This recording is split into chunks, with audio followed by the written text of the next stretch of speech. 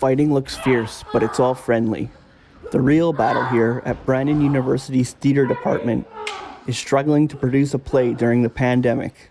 One of the reasons I picked this play is because there was a version of it that you could do online, and that turned out to be really beneficial back in January when Omicron hit and we found ourselves in having to be back online doing online learning.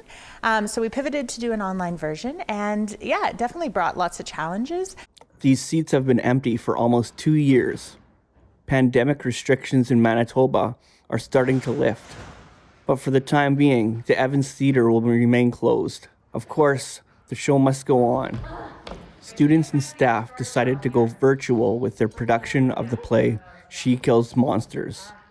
They recorded a performance to stream for the public, although filming a live play was a new experience for these actors. It was definitely interesting to try to navigate in rehearsal spaces, rehearsing from home with so many distractions and things to touch and play with, and it was definitely difficult to be in the moment. I think at first it was weird to be by myself in my room and not surrounded by the cast. We were lucky enough to have a few in-person rehearsals, so kind of knowing what that looked like, it was kind of too bad how we had to transition.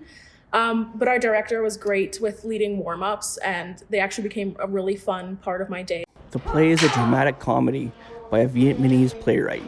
It first debuted in 2011. The director felt it was a good fit for her students. It's an action, adventure, comedy.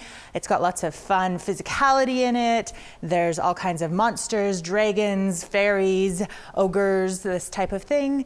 And it's a beautiful story that's quite funny and also a little bit touching, a story that explores grief and identity. Her students, the actors, say the play is a winner. A lot of makeshift combat. They can expect some very interesting queer subjects. A lot of action, a lot of drama, definitely a lot of adult humor that slid in there very nicely. Rehearsals are finished, and the play is now available to watch from the Brandon University website.